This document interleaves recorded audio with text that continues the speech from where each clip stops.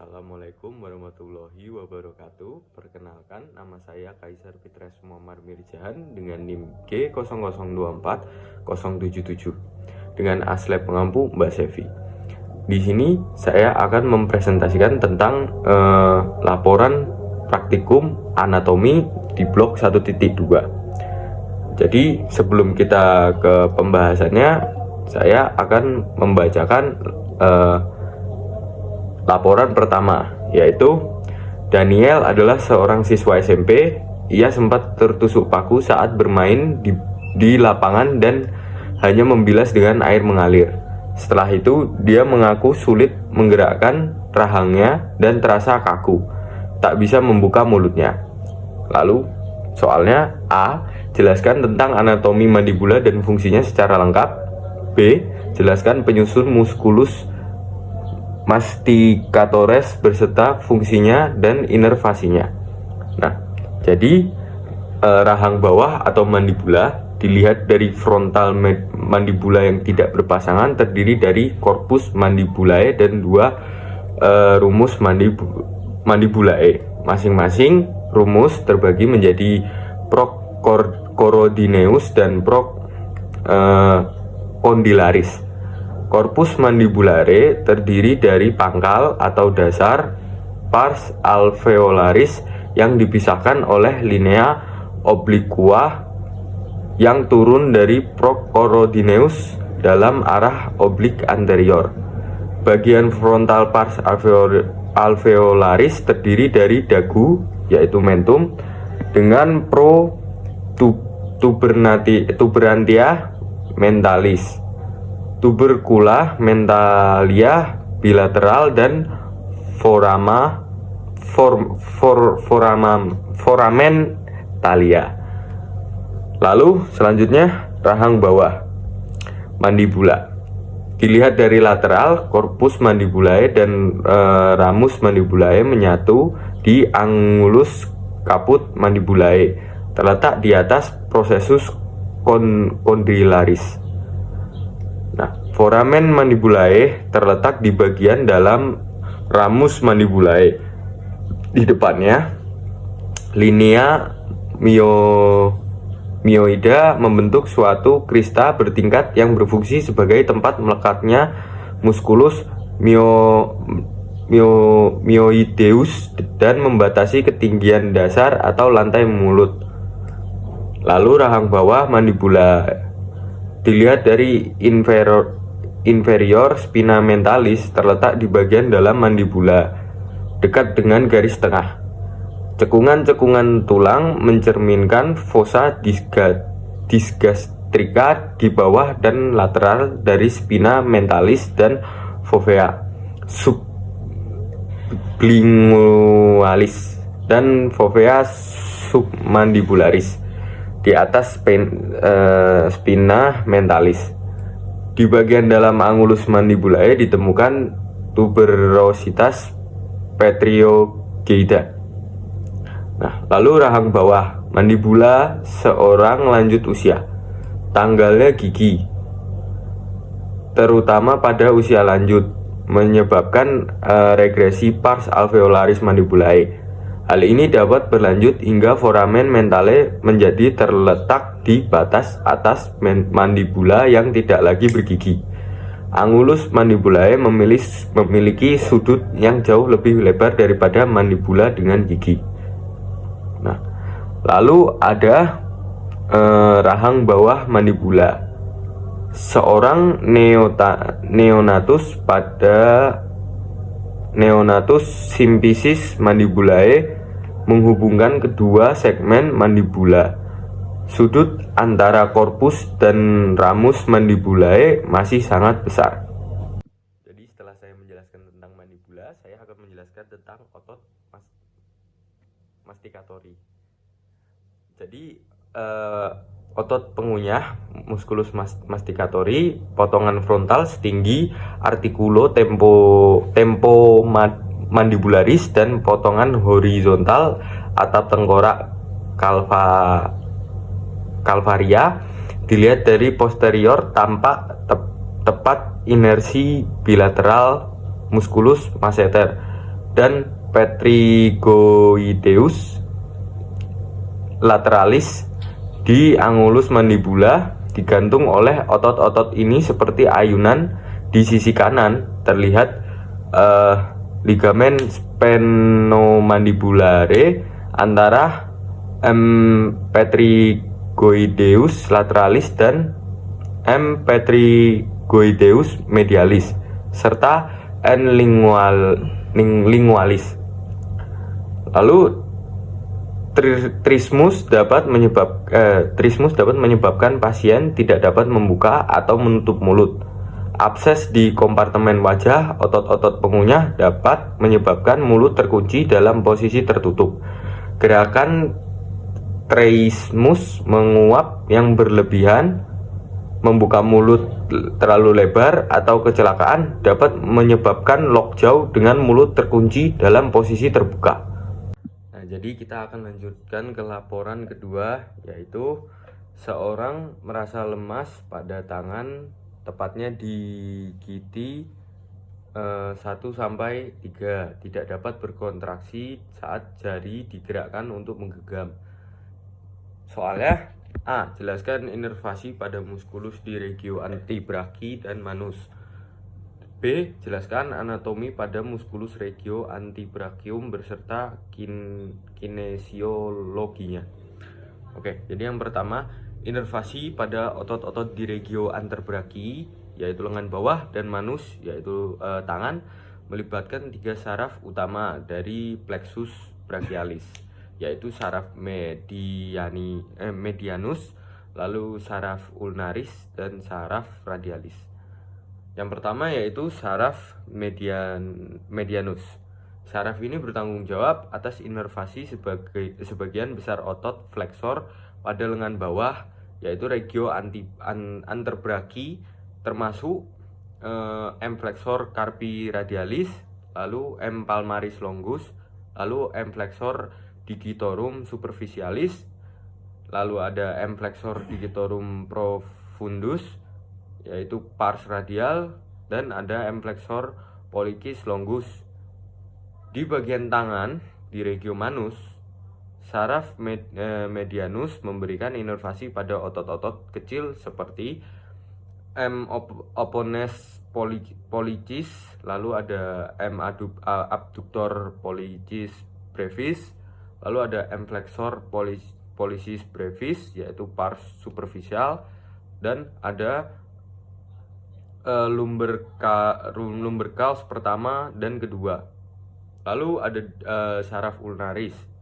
Saraf ulnaris itu menginversi otot-otot flexor di sisi medial, yaitu M. flexor carpi ulnaris, lalu ada M. flexor digitorum profundus, yaitu pars ulnaris. Di bagian tangan, saraf ulnaris bertanggung jawab atas sebagian besar otot intrinsik tangan, termasuk M.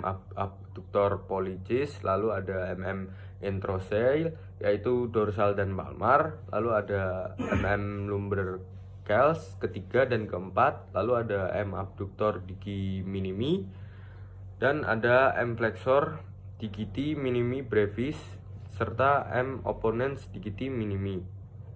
Lalu di saraf radialis, saraf ini terutama menginversi otot-otot ekstensor di lengan bawah, ya, yang termasuk M. brachiodialis, lalu ada M.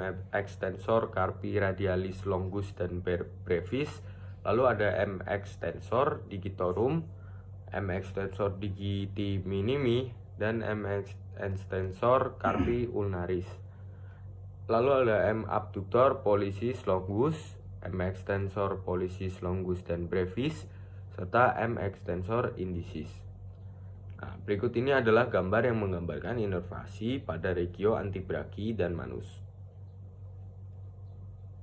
Nah, lalu otot-otot di regio antebrachi lengan bawah dibagi menjadi 2 kelompok utama berdasarkan fungsinya, yaitu otot flexor dan otot ekstensor. Kedua kelompok ini memiliki peran penting dalam gerakan pergelangan tangan, jari-jari, dan beberapa bagian di siku. Yang pertama adalah kelompok otot flexor. Jadi lokasinya ini di sisi anterior yaitu depan, lengan, bawah. Lalu ada inervasi yang umumnya diinervasi oleh saraf medianus, kecuali beberapa otot yang diinervasi oleh saraf ulnaris. Nah, fungsi utamanya ini untuk melakukan fleksi pada pergelangan tangan dan jari-jari.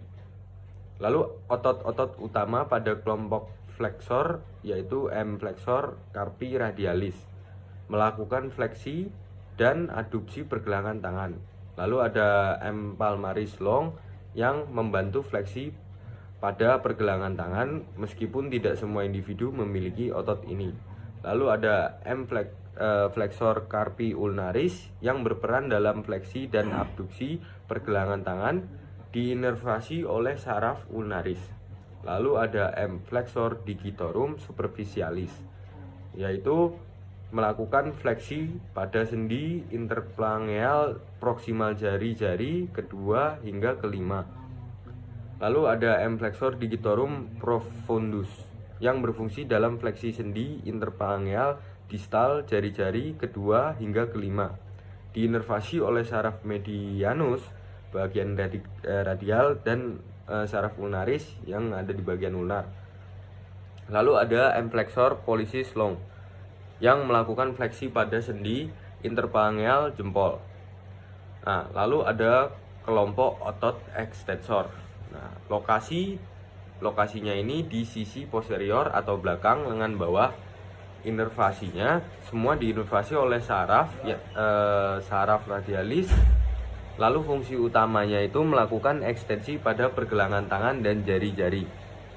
Otot-otot utama pada kelompok ekstensor embrachiodialis, meskipun berada di sisi posterior, otot ini sebenarnya berperan dalam fleksi siku. Lalu ada M extensor carpi radialis longus dan brevis yang melakukan ekstensi dan abduksi pergelangan tangan. Lalu ada M extensor digitorum yang bertugas melakukan ekstensi pada sendi metatarpophangeal dan interphalangeal jari-jari kedua hingga kelima. Lalu ada M extensor digiti minimi yang mengkhususkan pada ekstensi jari kelingking.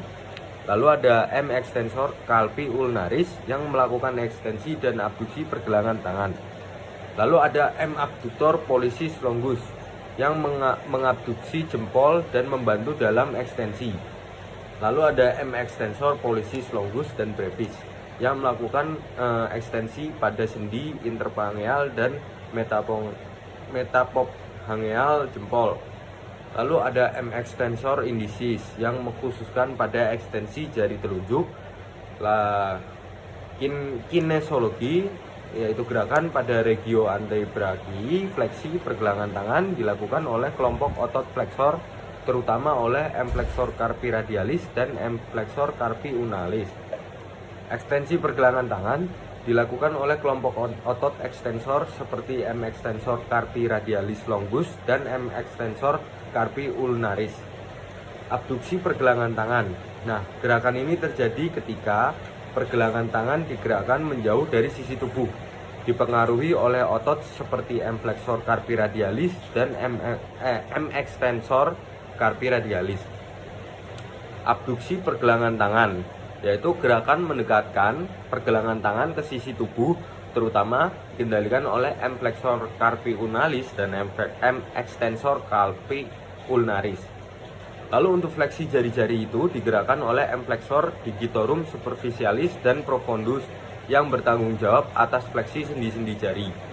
Nah, ekstensi jari-jari ini dilakukan oleh M extensor digitorum yang untuk meluruskan jari-jari pada sendi metacarpophangeal dan interphalangeal.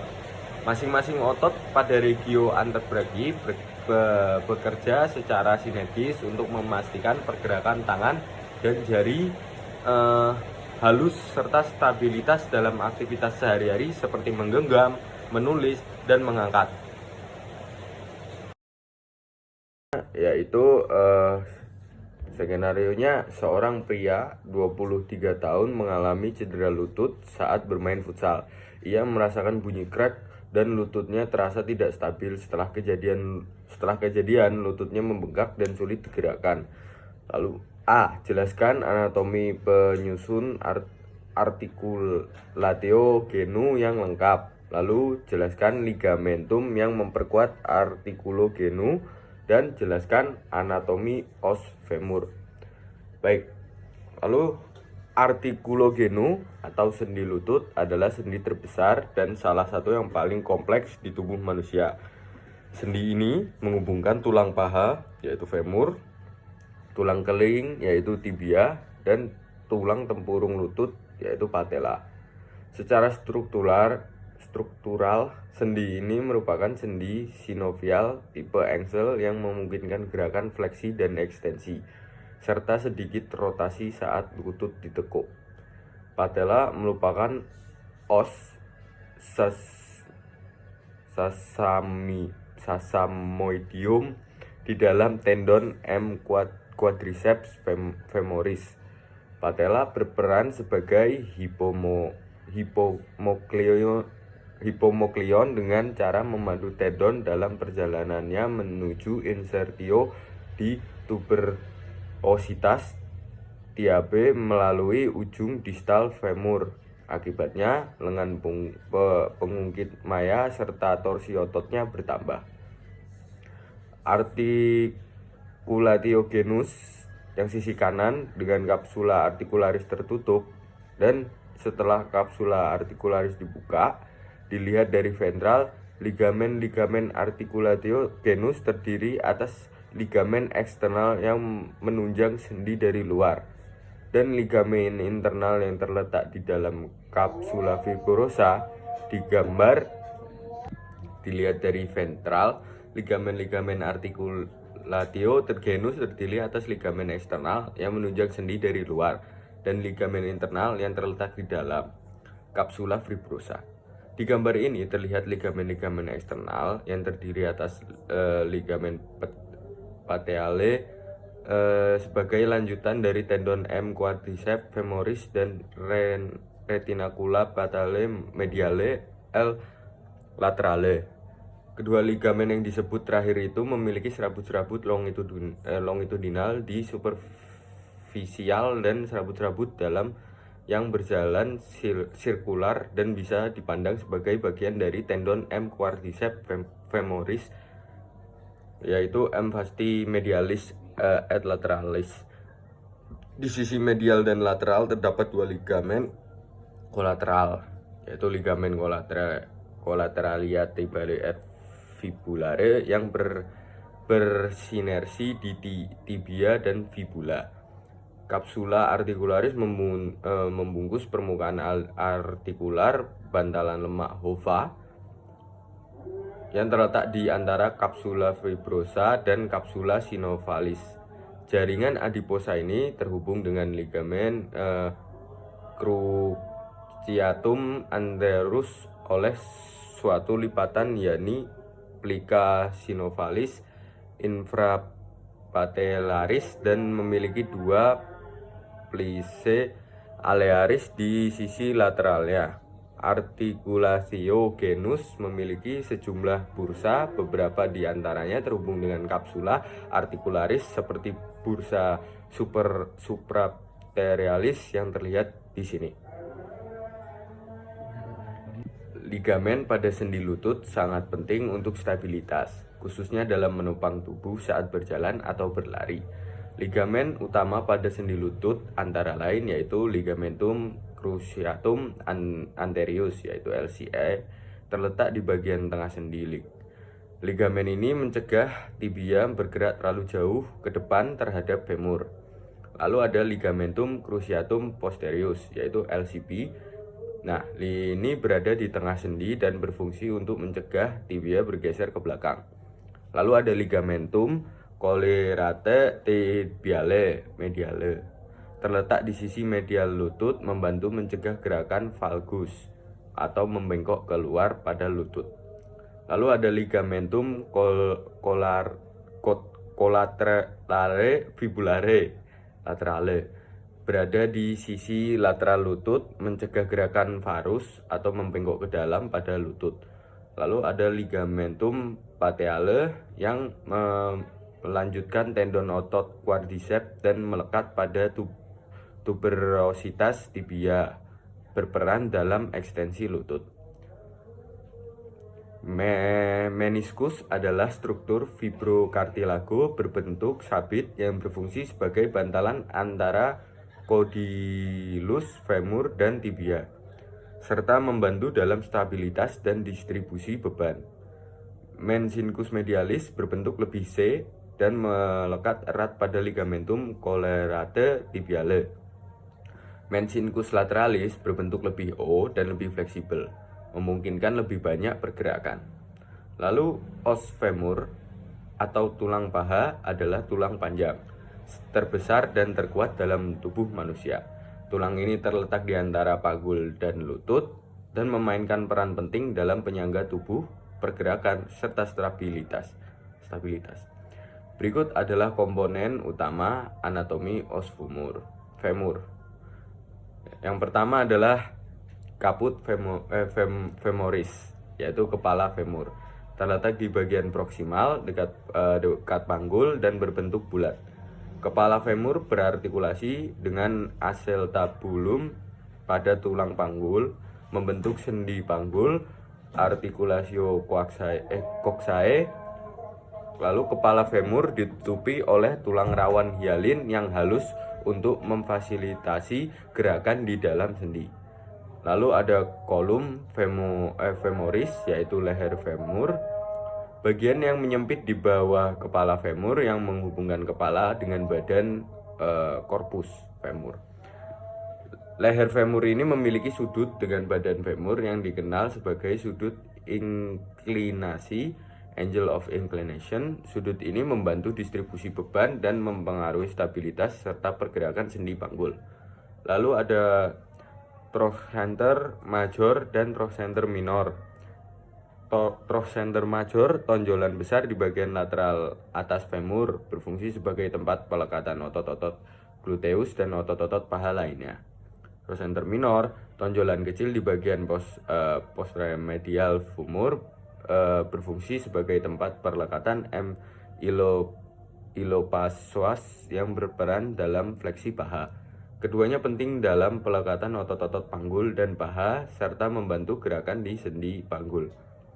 Lalu ada linea interohanterica, garis kasar di antara trochanter major dan trochanter minor di sisi anterior femur. Linea ini memberikan tempat pelekatan ligamen penting seperti ligamentum ilofemorale dan mendukung stabilitas sendi panggul. Lalu ada crista interochondria, struktur serupa garis di bagian posterior femur menghubungkan trochanter major dan trochanter minor. Di sini otot-otot penting beresensi seperti otot quadratus femoris yang berperan dalam rotasi eksternal paha. Lalu ada corpus femoris, yaitu badan femur. Nah, bagian panjang dan silindris dari femur yang sedikit melengkung untuk menahan dan menyesuaikan dengan beban tubuh. Permukaan anterior femur relatif halus, sementara bagian posterior memiliki linea aspera, yaitu garis kasar yang menjadi tempat inersiasi berbagai otot paha seperti otot aduktor dan otot hamstring. Lalu ada linea aspera, terletak di bagian posterior badan femur dan terdiri dari dua bibir, yaitu labium laterale dan labium mediale. Linea aspera berfungsi sebagai tempat inersiasi otot-otot besar paha seperti otot aduktor magnus, aduktor longus, dan vastus medialis. Struktur ini juga membantu distribusi beban dan memberi kekuatan tambahan pada tulang. Lalu ada bagian distal femur. Pada ujung distal femur terdapat beberapa struktur utama yang membentuk sendi lutut dengan tulang tibia. Condylus medialis dan lateral, dua tonjolan besar yang membentuk bagian bawah femur. Condylus ini dilapisi tulang rawan hialin dan berartikulasi dengan condylus tibia, memungkinkan gerakan sendi lutut. Epicondylus dan medialis lateralis terletak di bagian superior dan condylus medial dan lateral. berfungsi sebagai tempat perlekatan ligamen-ligamen dan otot-otot lutut. Fossa intercondylaris adalah lekukan yang terletak di antara kondilus medial dan lateral pada bagian posterior distal femur. Fossa ini menjadi tempat perlekatan ligamen-ligamen penting pada lutut seperti ligamentum crucium anterius (LCA) dan ligamentum crucium posterius (LCP). Fascies patellaris yaitu permukaan yang berartikulasi dengan patella tempurung lutut dan memungkinkan patella bergerak saat lutut ditekuk atau diluruskan. Lalu untuk fungsi utama os femur yaitu penopang beban tubuh. Femur itu menanggung sebagian besar berat tubuh terutama saat berdiri, berjalan atau berlari. Lalu fleksibilitas dan mobilitas yang berperan dalam pergerakan sendi panggul dan lutut termasuk fleksi, ekstensi, abduksi, aduksi, serta rotasi internal dan eksternal. Tempat pelekatan otot. Permukaan pada femur menjadi tempat inersesi utama otot-otot paha dan panggul yang mengatur gerakan paha dan tungkai bawah. Lalu peran dalam hematopoiesis seperti tulang panjang lainnya, femur memiliki rongga medular yang mengandung sumsum tulang merah yang penting bagi produksi sel darah. Anatomi os femur yang kompleks dan strukturnya yang kuat memungkinkan tulang ini berfungsi optimal sebagai penopang dan penggerak utama tubuh. Baik, sekian laporan dari saya. Jika ada kurangnya mohon dimaafkan. Assalamualaikum warahmatullahi wabarakatuh.